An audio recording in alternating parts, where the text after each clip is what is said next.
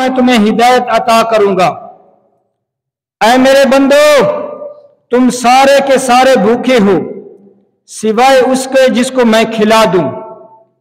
तुम मुझसे रोजी तलब करो, तुम मुझसे रोजी मांगो, मैं तुम्हें रोजी अता करूंगा। ऐ मेरे बंदो, तुम सारे के सारे नंगे हो सिवाय उसके जिसको मैं पहना दूं। तुम मुझसे लिबास तलब करो तो मैं तुम्हें भी लिबास अता करूंगा। और उसके बाद अल्लाह रब्बुल इज्जत ने फरमाया, ऐ मेरे बंदो, तुम सारे के सारे गुनाहों में मुब्तला हो, दिन रात तुम गुनाहों के अंदर मुब्तला हो। मैं रब्बे जुल जलाल बख्शने वाला हूं, तुम मुझसे मगफरत तलब करो, बख्शिश मांगो, मैं रब्बे जुल जलाल तुम्हें माफ कर दूंगा, बख्श दूंगा। और उसके बाद अल्लाह रब्बुल इज्जत ने फरमाया, ऐ मेरे बंदो, तुम सारे के सारे जिन और इंस, ये जिन और इंसान और पहले उम्मत के लोग, तुम सारे के सारे इकट्ठे हो जाओ, जमा हो जाओ, मुत्तकी लोगों की तरह। जिस तरह एक मेरा बरगुजीदा बंदा दिल साफ लेकर मेरे पास आने वाला, तुम सारे के सारे अगर उस तरह बन जाओ तब भी मेरे मुल्क के अंदर कोई इजाफा नहीं होगा।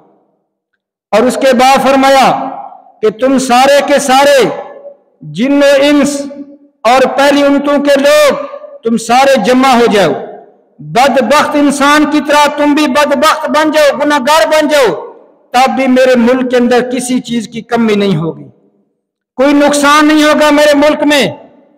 और उसके बाद फरमाया कि तुम सारे के सारे जिन और इंस और पहली उम्मतों के लोग, तुम सारे मुझसे अपनी हाजत तलब करो, अपनी हाजत मांगो, मैं रब्बे जुल जलाल तुम सबको देने वाला हूं, सबको अता कर दूं। उसके बाद फरमाया कि जिस तरह सुई को समंदर के अंदर डबो दिया जाए और उसके बाद उसको निकाला जाए तो मेरे खजाने के अंदर इतनी भी कमी नहीं होगी। और उसके बाद फरमाया कि ये तुम्हारे नामा आमाल मेरे यहां महफूज हैं, मैं तुम्हारे नामा आमाल को महफूज कर रहा हूं। कल क़यामत के दिन तुम्हारे नामा आमाल को मैं तुम्हारे सामने खोल कर दिखाऊंगा। उसके बाद जो लोग खुशकिस्मत होंगे तो वो हमद व सना करेंगे, जो लोग बदबख्त होंगे वो अपने नफ्स को मलामत करेंगे। हजरत अबू सईद खुदरी रज़ी अल्लाह तआला अन्हु फरमाते हैं, उनसे मनकूल है कि हुजूर अलैहिस्सलातु वस्सलाम ने इरशाद फरमाया कि बीमारों की इयादत किया करो, बीमार पुरसी किया करो और जनाजों के साथ जाया करो। क्यों? इसलिए कि इनसे आखिरत का ध्यान होता है, आखिरत की तरफ दिल मुतवज्जे होता है, इंसान को आखिरत की फिक्र लगती है। तो किसी दाना ने, अक्लमंद ने कहा कि मैं जनाजे के साथ जा रहा था, लोग भी जनाजे के साथ जा रहे थे। किसी ने पूछा कि ये, किसी ने रहम किया, तरस किया इस मैयत के ऊपर कि ये मैयत इस काबिल थी, इस काबिल थी, गोया कि वो मैयत के ऊपर तरस कर रहे थे। तो उस दाना ने कहा कि तुम इस मैयत के ऊपर तरस ना करो, तुम अपने ऊपर तरस करो। क्यों? इसलिए इसके साथ जो होना था वो हो चुका है। इसने मालाकुल मौत का मंजर देख लिया, इसने मौत का ज़ायक़ा भी चख लिया और जो इसको खात्मे का खौफ था वो भी इसके साथ हो चुका है, तुम अपनी फिक्र करो।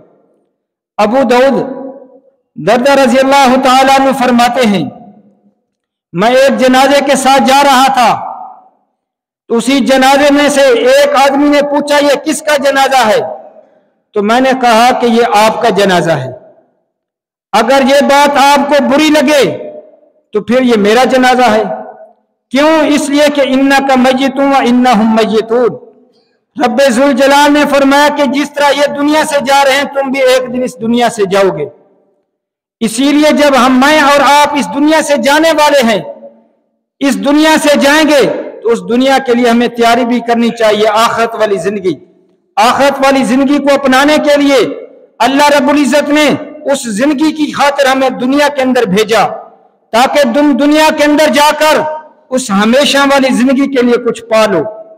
हजरत हसन बसरी रहमहुल्लाह फरमाते हैं कि एक मर्तबा कब्रिस्तान के अंदर था, एक आदमी को देखा वो कुछ खा रहा था। तो उस वक्त मैंने कहा कि लगता है कि ये बंदा मुनाफिक हो चुका है।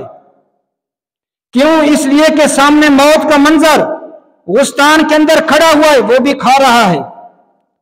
तो इसीलिए फरमाया, इसी हसन